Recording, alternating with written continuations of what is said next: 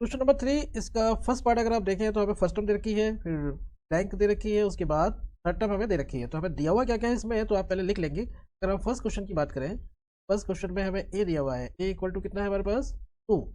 First term दे रखी है, चलिए 1 2 3 हमें कौन सी टर्म दे रखी है, थर्ड टर्म। अब हम लिखेंगे A3 इक्वल टू 26। हमें कौन सी दे रखी है, थर्ड टर्म हमें दे रखी है। हमें निकालना है सेकंड टर्म। देखिए बिल्कुल सिंपल सवाल है ये। इसमें आपको करना क्या है, A3 का फॉर्मूला क्या होता है हमारा, A प्लस 2D, यहाँ पे 3 है तो यहाँ पे 2D लिख देंगे, इक्वल टू 26। अब यहाँ पे फर्स्ट टर्म आपको पता है 2, यहाँ पर आप 2 लिख दीजिए, प्लस 2D बराबर 26। 2 का उठाकर इधर लाएंगे तो आप कैसा हो जाएगा, माइनस हो जाएगा। तो 2D 26 माइनस का 2, और 26 2 माइनस करके कितना आएगा 4। हमारा है 2D, 2 कहाँ जाएगा 24 के नीचे, हमारा D हो जाएगा 24/2।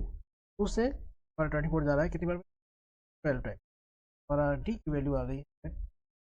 चलिए ए भी पता है हमको, डी भी पता है। अगर आपको ए और डी पता है तो आप कोई भी टर्म निकाल सकते हैं।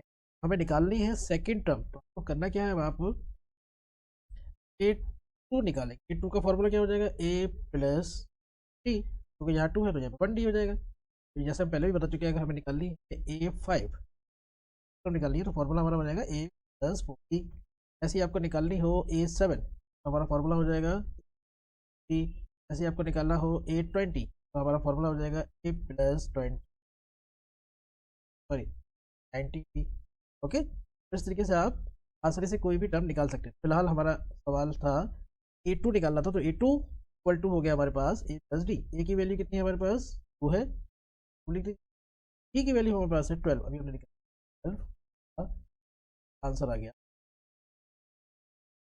क्या वो क्या भरेंगे, 14 आप भर देंगे। जैसा आपका फर्स्ट पार्ट है बिल्कुल वैसा ही आप देखिए थर्ड पार्ट है, वैसा ही आपका फोर्थ पार्ट है, क्योंकि इन तीनों में ही आपको फर्स्ट टर्म दे रखी है और आपको आगे की टर्म निकालनी है।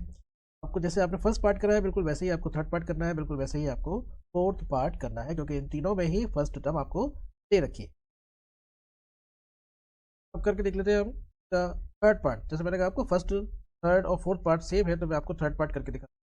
थर्ड पार्ट में मैं फर्स्ट टर्म क्या दे रखी है, इक्वल टू 5।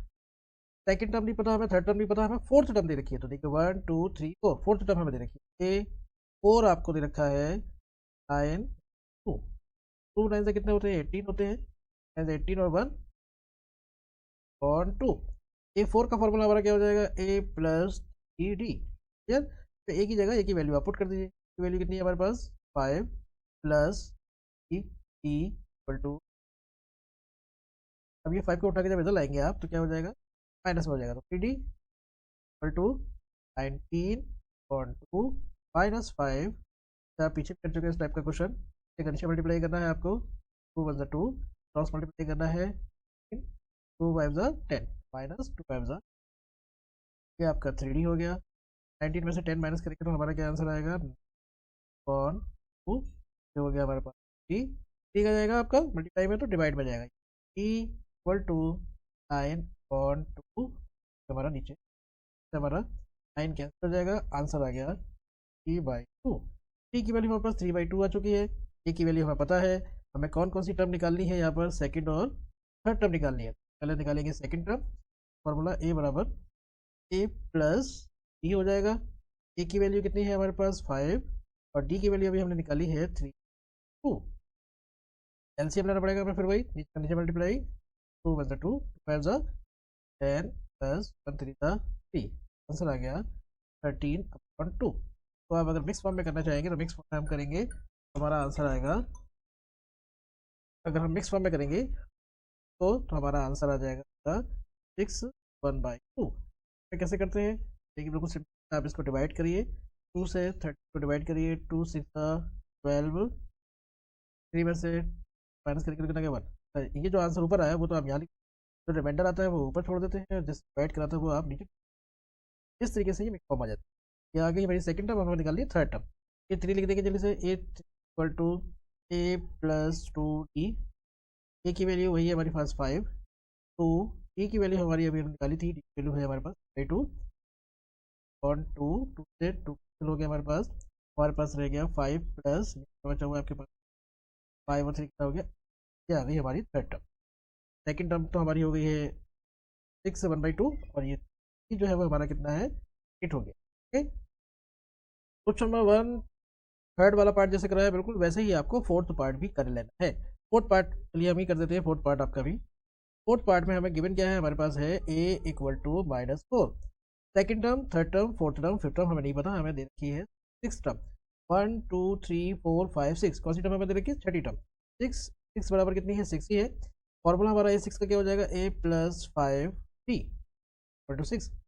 ए की वैल्यू कितनी है, -4, तो यहाँ पर आप जल्दी से ए की वैल्यू लगा दीजिए, +5t इक्वल टू 6। अब ये 4 इधर जाएगा, कैसा हो जाएगा, माइनस में है आपका प्लस में, और इधर गया तो हमारा हो गया +4, +4 हो गया 10, 5 5 कहाँ जाएगा, नीचे जाएगा, तो बराबर हो गया 5 2 आ चुकी वैल्यू आ गई। एक वैल्यू हमें पता था, हमने पहले ही बताया, ए और डी आपको अगर पता है तो आप कोई भी टर्म निकाल सकते हैं। सबसे पहले हम निकालेंगे कौन सी टर्म निकालनी है, सेकंड टर्म। 2 निकाल दीजिए जल्दी से, ए 2 बराबर क्या होगा, ए प्लस ए कितना है हमारे पास, ए की वैल्यू है हमारे पास -4, ए की वैल्यू हमारे पास निकाली हम 2, और आंसर हमारे पास देख रहे हैं आप कितना। ऐसे ही A3 निकाल दीजिए, A3 हमें निकालना है तो A + 2t, ठीक है। ए की वैल्यू कितनी है हमारे पास, वही 4 प्लस 2, ए की वैल्यू हमारी कितनी है, 2 2 कितने होते हैं, 4 होते हैं, +4 प्लस माइनस क्या आएगा आंसर, A3 हमारा 0 आ गया। क्या निकालना है हमें, A4। A4 के लिए आपका फॉर्मूला क्या हो जाएगा, +3d, ठीक है। ए की वैल्यू हमारे पास माइनस और प्लस 3 इंटू, आसान है, 2 6, अगर 4 माइनस करें आप बचता है 2, और ऐसे ही लास्ट टर्म आपको निकाल 5 तो आप खुद ही निकालिए और मुझे बताइए कमेंट करके क्या आपका आंसर आ रहा है। फॉर्मूला लिख देता हूँ आपको, ए की जगह ए की वैल्यू लगाइए और डी की जगह डी की वैल्यू, और इसका आंसर, ठीक है।